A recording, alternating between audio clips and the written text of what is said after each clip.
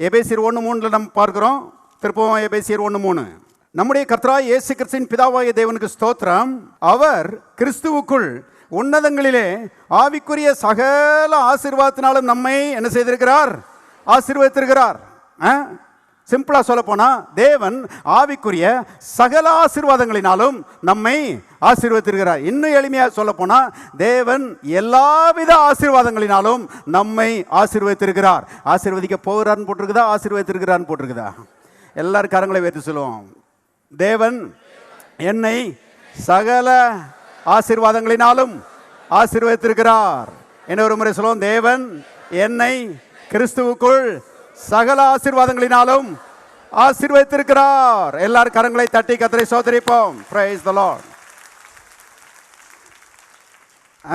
எல்லா ஆசீர்வாதங்களாலும் ஏற்கனவே ஆசீர்வதித்திருக்கிறார். அப்படின்னா சிலர் கேட்குறாங்க, அப்படின்னா என் கையில் வந்து கிடைக்கல இல்லையா? எல்லா ஆசீர்வாதங்களினாலும் ஆசீர்வதிச்சிருக்கிறாருன்னு சொல்றீங்க, என் கையில் வந்து கிடைக்கலையே அப்படின்னு சொல்றாங்க. இதை பற்றி தான் போன முறை நான் சொன்னேன்.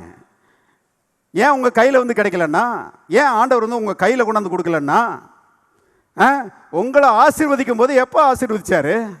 வேதம் சொல்லுகிறது, உலக தோற்றத்துக்கு முன்பதாகவே கிறிஸ்துவுக்குள்ளே தேவன் உங்களை என்ன செய்கிறாரு? ஆசீர்வதிச்சிருக்கிறாரு.